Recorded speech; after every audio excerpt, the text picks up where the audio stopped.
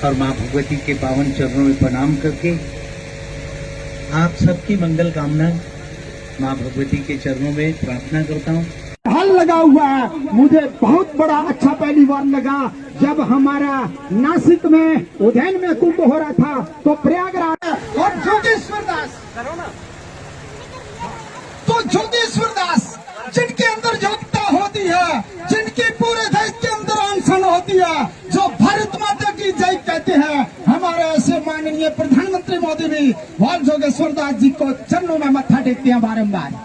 जब जम्मू कश्मीर की धरती पे जन्मे एक ऐसे महान संत जो इस समय विश्व विख्यात हैं, जिनके श्री चरण आज जम्मू कश्मीर के राजौरी जिला की दूर दराज की एक बैरीपतन जो बॉर्डर तहसील है, उस बॉर्डर तहसील के अंदर आज महाराज श्री के चरण जहाँ पे पड़े और आज संत बालक जोगेश्वर दास जी महाराज जो बाल्यावस्था से ही प्रभु के चरणों के अंदर उनकी जो प्रभु चरणों की जो भक्ति थी वह इस प्रकार सुदृढ़ थी कि बर्फीली और ऊंची बड़ी बड़ी पहाड़ियां जो थी वह उनके आगे बिल्कुल बोनी साबित हुई और बद्रीनारायण के अंदर कठिन तप करने के बाद इस समय विश्व विख्यात और विश्व सम्राट के रूप में जाने जाने वाले बालक संत जोगेश्वर दास जी महाराज इस समय सुंदरबनी की बैरीपतन तहसील में और आज यहाँ पे एक भव्य मंदिर के शिलान्यास के लिए इनके श्री चरण यहाँ पे आए, भव्य डोल नगाड़ों से इनका स्वागत है। महाराज जी, आपका यहाँ पे राजौरी जिला के अंदर क्या आप इससे पूर्व भी आए हैं कि आज आपका भव्य डोल नगाड़ों से स्वागत जो आपका यहाँ पे किया गया, क्या हेतु था आज आपका इस राजौरी के बॉर्डर एरिया के अंदर आने का? जी, यहाँ पहले तो आपके चैनल के माध्यम से आपके जितने भी दर्शक हैं सबको जय श्री राम, बहुत बहुत शुभकामनाएं। और ये जो हमारा जो सुंदरबनी जो क्षेत्र है, इसमें जो ये सलेरी गांव में यहाँ पर श्रद्धालुओं का बड़ी श्रद्धा थी, विश्वास था, प्रेम था और इनकी बड़ी आस्था है कि यहाँ पर एक भव्य और दिव्य मंदिर का निर्माण हो, जो सभी पंच परमेश्वर के नाम से मेरे को लगता है कि यहाँ पर उसकी आवश्यकता है। जैसे गणेश जी की मूर्ति की भी स्थापना होनी चाहिए और माँ दुर्गा की होगी और श्री हनुमान जी होंगे, भोलेनाथ जी होंगे इसमें शिवलिंग के रूप में। इस तरह से जो है सारे पंच परमेश्वर के रूप में यहाँ पर साक्षात भगवान राम, राधा कृष्ण भगवान, नारायण, ये सारे देवी देवताओं का स्थान यहाँ पर विराजमान हो, जिससे कि सभी की आस्था और श्रद्धा जो परमात्मा के इष्ट देव के प्रति होती है वो बनी रहे। तो इसलिए इन्होंने सबने जो है आकर के जो है पौनी में मेरे से बात की थी। तो मेरा भी मन है कि ऐसी जगहों पे सनातन जगाना चाहिए, सनातन की आवश्यकता भी होती है। सनातन लोग तो बहुत होते हैं लेकिन श्रद्धावान लोगों के अंदर श्रद्धा जगानी पड़ती है। और इन्होंने ये मेरे को निमंत्रण दिया था सबने और बड़े श्रद्धावान हैं। मैं आया, यहाँ पर देखा मैंने, वास्तव में बहुत श्रद्धा है, विश्वास है, प्रेम है भगवान के प्रति। और यहाँ पे शिलान्यास के लिए आज का दिन जो है निश्चित किया था, तो शिला पूजन हो गया है और आगे अब सभी जितने भी श्रद्धालु हैं सभी मिल कर के जो है तन मन धन से सहयोग करेंगे। मैं भी यहाँ पर आता रहूँगा बीच बीच में, जैसे मेरे को बोलेंगे और मेरा पूरा सहयोग रहेगा। और बाकी रही बात यहाँ पर जो श्रद्धावान लोगों की अपनी अपनी आस्था होती है। बड़े बड़े मंदिर ऐसे हर जगह पे होते हैं लेकिन यहाँ पर इनकी श्रद्धा है तो इन्होंने बोला है। और मैं आपने जैसे कहा, मैं बद्रीनाथ में ही रहता हूँ बचपन से और वहाँ 40 वर्ष से भी ज़्यादा हो गए मेरे को। इसी से जुड़ा एक अहम सवाल, बार बार मन में एक सवाल आ रहा है, उससे जानने का प्रयास आपसे करेंगे कि जिस तरह से आपका जन्म जम्मू कश्मीर की पावनपुरी पौनी के अंदर हुआ, जिसका नामकरण भी आपने किया और उसके बाद आप इस समय विश्व विख्यात संत हैं, प्रतिवर्ष आप उन शहीदों के नाम पे, उन शहीदों के नाम को स्मरण करवाने के लिए और पूरे देश के अंदर वे शहीद सदा सदा के लिए अमर रहें, वे आज भी हमारे दिलों में जीवित रहें, उसके लिए प्रतिवर्ष आप शहीदों के नाम पे एक बहुत बड़े अनुष्ठान का वहाँ पर आयोजन करते हैं। क्या इस वर्ष भी आप उसी प्रकार का अनुष्ठान होगा पौनी के अंदर? जी, इस वर्ष भी होगा और इस वर्ष नवंबर की 21 तारीख को जो है तारीख उसकी निश्चित की गई है। 21 नवंबर से शुरू होगा और 1 दिसंबर को पूर्णाहुति होगी उसकी। और भारत के अमरवीर शहीदों की पुण्य स्मृति में उनकी याद में करते हैं, जिससे कि वो हर जगह पे हर लोगों के दिलों में हमेशा जो है बने रहें, उनकी याद बनी रहे जिन्होंने अपने जीवन का सर्वोच्च बलिदान दिया। बहुत लोग कपड़े दान कर सकते हैं, पैसे दान कर सकते हैं, हर प्रकार की वस्तुओं को दान करने का महत्व है, लेकिन प्राण दान कौन कर सकता है? तो ये हमारे देश के नौजवान वो सपूत वीर, उनके नाम से हम लोग यज्ञ करते हैं भारत के अमर वीर शहीदों की याद में पावनपुरी पौनी में। तो 21 तारीख को जो डेट है वो सुनिश्चित की गई है, और 1 दिसंबर को पूर्णाहुति होगी। 21 नवंबर से वो यज्ञ प्रारंभ होगा और सभी जितने भी आपके चैनल के माध्यम से श्रद्धालु जो मेरी आवाज़ सुन रहे हैं सभी लोग सादर आमंत्रित हैं। सभी लोग इस यज्ञ में जरूर अवश्य पधारें, दर्शन करें और जो है पुण्य के भागीदार बने। महाराज जी, आप जब उस अनुष्ठान के अंदर इतना बड़ा अनुष्ठान करते हैं, यज्ञ करते हैं और सभी शहीदों को, चाहे वे मातृभूमि की रक्षा करते शहीद हों, चाहे कारगिल के अंदर वे शहीद हुए हों, अनुष्ठान करते हैं, यज्ञ करते हैं और सभी शहीदों को, चाहे वे मातृभूमि की रक्षा करते शहीद हों, चाहे कारगिल के अंदर वे शहीद हुए हों, चाहे किसी एनकाउंटर के अंदर शहीद हों, जब उस बेटे की तस्वीर उसके माता पिता जब आपके उस पावन पूरी पौड़ी के अंदर देखते हैं तो वे उनका हृदय जो था वह पूरी बचपन की यादें उनकी आंखों के सामने आ जाती हैं। माता पिता रोते हैं।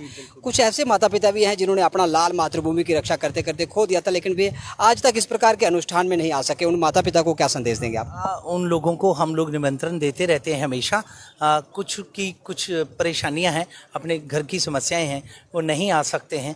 हम लोग उनके द्वार पे जाते हैं, उनको जाकर के मिलते हैं, बातचीत करते हैं, देखते हैं। कईयों के पास तो वास्तव में परिस्थिति नाजुक है कि वो लोग अकेले हैं, घर में खाली पिता अकेले हैं। जहाँ आज का युग आप अच्छी तरह जानते हैं, एक ही बच्चा घरों में होता है, ज़्यादा से ज़्यादा 2 बच्चे होते हैं जो भी हैं। तो लेकिन परिस्थिति ऐसी आ जाती है कि वो माँ बाप अगर जब कभी किसी की माँ नहीं है या फिर पिता नहीं है तो वो अकेली माँ बेचारी वो नहीं आ सकती है। तो हम लोग उनको मिलते हैं, प्रसाद भी देते हैं और उनको जाकर के वो पिक्चरें भी दिखाते हैं कि ये यज्ञ हुआ, ये हवन हुआ, ये आपके बच्चे की फ़ोटो लगाई थी। तो बड़ा उनके दिल में एक तसल्ली होती है कि मेरे बेटे ने देश के खातिर अपने प्राणों का जो बलिदान दिया, अपने प्राणों की आहुतियाँ दी। हमारे देश के नौजवान लोग जो है शहीद होते हैं, वो उन माता के मन में ये श्रद्धा उत्पन्न होती है, ये भाव उत्पन्न होते हैं कि देश के लोग या देश के और जितने भी श्रद्धावान आस्थावान लोग या फिर साधु संत महात्मा भी मेरे बच्चे को याद कर रहे हैं और देश भी याद कर रहा है आज इस तरह से। तो वो उसको मन में एक अच्छा लगता है, प्रसन्नता होती है कि बच्चा भले देश के खातिर गया हो लेकिन देश उसके लिए आज भी खड़ा है। महाराज जी, क्या वह दिन आएगा जिस तरह से संतों महात्माओं के, आप जैसे प्रतापी संतों के आशीर्वाद से देश जो था वह गुलामी की जंजीरें टूटी, देश आज़ाद हुआ और उसके बाद हिंदुस्तान पाकिस्तान की एक ऐसी नफरत की दीवार खींची गई जिसके बाद एक दूसरे की जान के दुश्मन जो थे वो 2 देश बन चुके थे और कितने लाल ना जाने इस मातृभूमि की रक्षा करते शहीद हुए। आतंकवाद जम्मू कश्मीर के अंदर चरम सीमा पर। क्या आपको लगता है कि ये जो लगातार सिलसिला है यहाँ पर मातृभूमि की रक्षा करते नौजवान शहीद हो जाते हैं, क्या सिलसिला ये कभी थमेगा? क्या संतों का ऐसा प्रताप होगा कि हमारे देश के अंदर वह दिन आएगा कि राम राज्य की स्थापना होगी? कभी भी ऐसी जो अकाल मृत्यु लगातार फौजी जवानों की हो रही है, इस पे अंकुश लगेगा? अंकुश तो लगा ही है, बहुत फर्क पड़ा है।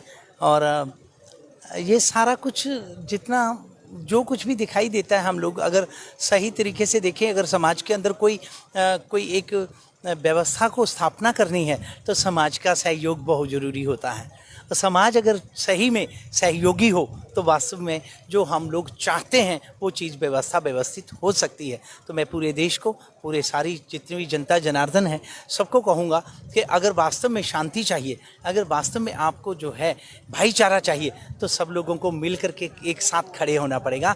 और फिर इस तरह से देश के जो हमारे जो नेता हैं, ये लोग जो आगे आकर के काम करते हैं और देश के लिए अगर काम करते हैं तो देश को चाहिए कि देश उसका साथ दे। और इस तरह से जब देश साथ देगा तो वास्तव में देश की वो तस्वीर देखने को मिलेगी जिसकी हम कल्पना करते हैं। तो महाराज जी, आखिरी सवाल आपसे कि जिस तरह से संतों महात्माओं के आशीर्वाद से प्रधानमंत्री जी मोदी जी तीसरी कार्यकाल के बाद वह फिर से प्रधानमंत्री बने, क्या आपको लगता है कि देश जो था वह सुरक्षित हाथों में और सत्ता पे शासन करने वाला वे जो था वे देश को उन्नति की ओर अग्रसर है और देश जो था एक सुरक्षित हाथों में, और देश को क्या इस प्रकार के राजा की आवश्यकता थी कि सत्ता परिवर्तन की आवश्यकता है इस समय?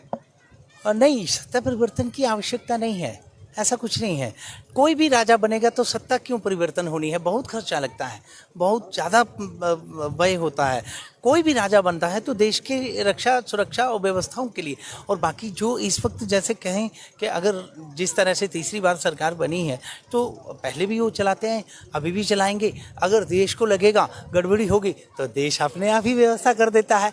देश तो बहुत समझदार है। ये नेताओं को अपने देश के लिए एकदम कटिबद्ध अपनी कमर कस के खड़ा होना चाहिए कि जिस तरह से अभी हमारे को ज़रूरत है हमारे देश की व्यवस्थाएं बनाने के लिए। और सुरक्षित हाथों की बात है तो सुरक्षित हाथों में स्वाभाविक क्या होता है, आप हम सब जानते हैं, वो एक पावर होती है। वो एक पावर होती है। आप अगर प्रधानमंत्री बनते हैं, चाहे कोई भी प्रधानमंत्री बनता है, अभी हमारे पास वो पावर नहीं है, लेकिन जो भी बनता है उसके पास वो पावर होती है, उसके पास संविधान होता है, उसके पास इस प्रकार की ताकतें होती हैं, वो पूरा जो चाहे वो उसको देश की व्यवस्था को व्यवस्थित करने में सक्षम होता है। तो ये जो चीज़ें हैं, ये कोई व्यक्ति विशेष की बात नहीं है। यहाँ पर तो व्यवस्थाएं सेवा के लिए इतनी ताकतें मिल जाती हैं, तो उसका सदुपयोग करने वाला व्यक्ति देखा ये जाएगा कि क्या इसने इस शक्ति का, इस प्रकार की पावर का सदुपयोग किया, देश के हित में किया, तो वही वो याद रहेगा, नहीं तो वो फिर वो दूसरी तरह से याद रहेगा। तो अभी रही बात सुरक्षित हाथों की, तो वास्तव में ताकत जिसके पास है वो सुरक्षित, देश तो सुरक्षित ही रहेगा, देश को कोई हानि नहीं पहुंचने वाली है। बाकी हम भगवान से प्रार्थना करेंगे कि हे परमात्मा, हे भगवान, नेताओं को जितने भी हैं इनको सद्बुद्धि देना, देश। महाराज जी वो तस्वीर पूरा देश, महाराज जी वो तस्वीर पूरा देश देख रहा था जब आप मंच पे थे, तुलसी पीठाधीश फिर मंच पे थे, प्रधानमंत्री जी मंच पे थे और राष्ट्रीय स्वयंसेवक संघ के सरसंघचालक जी मंच पे थे, और राम राज्य की कल्पना वहाँ पे, राम राज्य की स्थापना हो रही थी, राम मंदिर की स्थापना वहाँ पे हो रही थी। राम मंदिर की स्थापना के बाद देश की करोड़ों की जनता ने वहाँ पे जाकर दर्शन किए, और जो लोग शेष हैं आज भी जिन्होंने दर्शन नहीं किए, उनके नाम क्या संदेश? आप देखिए, वो जो राम राज्य की स्थापना हुई है ना, वो आज अयोध्या जी का जो स्वरूप है, वास्तव में वो जो कल्पना आप जानते हैं, 550 वर्षों के बाद कितने लोगों ने अपनी वहाँ पर जो है शहादत दी होगी। कोई साधु संत होंगे, कोई धर्मात्मा होंगे, कोई राजा भी होंगे, कोई किसी प्रकार से भक्त भी होंगे। तो उन लोगों की तपस्याएं, उन लोगों की आस्था, उनकी श्रद्धा वो सफल हुई। और आज हमारा वास्तव में वो जो हमारी एक परिकल्पना थी कि प्रभु श्री राम इस स्थान पे साक्षात देखें, तो मेरे को लगता है कि वो सारे लोग वही आत्माएं होंगी, हम आप वही होंगे कि कई जन्मांतरों से अगर जन्म लेते हुए आ रहे हैं, तो वो चीज़ें हमारे को हुई। और आज भगवान की कृपा से आगे भी बहुत बहुत बहुत बढ़िया रहेगा, इस पर कोई वो डाउट नहीं है, किसी प्रकार की कोई कमी नहीं रहेगी। बाकी ये ज़रूर मैं कहूँगा कि परमात्मा की कृपा जब बनी रहती है और उस वक्त उस कृपा का प्रसाद जिसको मिलता है वो सदुपयोग कर ले, वो ज़्यादा अच्छा है। तो अभी बिल्कुल सही चल रहा है, कोई गलत नहीं चल रहा है। कुछ चीज़ें ऐसी हो सकती हैं कि अपने घरों में ही परेशानियाँ बहुत आती हैं, व्यक्ति संभलता नहीं है। तो इतना बड़ा राजपाट संभालना नेताओं चाहे किसी के लिए भी इतना आसान नहीं होता है। बाकी मैं तो यही कहूँगा कि सारे दल, सारे नेता, अगर देश की जहां बात आए, एक हो जाएं और एक होकर के अपने देश की सुरक्षा और व्यवस्था के लिए कटिबद्ध होकर के खड़े रहें। देश की बात आए तो सभी एक, सारे नेता अभिनेता, जो भी दल है, जितनी भी पार्टियां हैं, जब देश की बात आए तो सबको खड़े होना चाहिए। सब एक साथ खड़े हों तभी देश आगे बढ़ सकता है। धन्यवाद, बहुत बहुत प्रणाम महाराज जी के चरणों में। और आप देख रहे थे किस प्रकार से राजौरी जिला के बैरीपतन तहसील जो सुंदरबनी की फारफलांग तहसील है, वहाँ पर संत बालक जोगेश्वर दास जी महाराज के श्री चरण यहाँ पे आए और एक मंदिर के शिलान्यास का वहाँ पर उनके द्वारा विधि विधान से और मंत्रोच्चारण के साथ यहाँ पे शिला स्थापित जो थी वह की गई और भव्य मंदिर बन के यहाँ पे तैयार होगा। और यहाँ की जनता जो थी वे महाराज जी के आशीर्वाद से ओतप्रोत होती रहेगी। भविष्य में महाराज जी के आशीर्वाद इसी प्रकार से यहाँ पर सत्संग का आयोजन होता रहेगा। महाराज की कथाओं प्रवचनों के माध्यम से यहाँ के लोग गदगद होते रहेंगे। इसी कामना के साथ आप सब जुड़े रहें। न्यूज़ 19 के साथ मैं राजेंद्र राणा।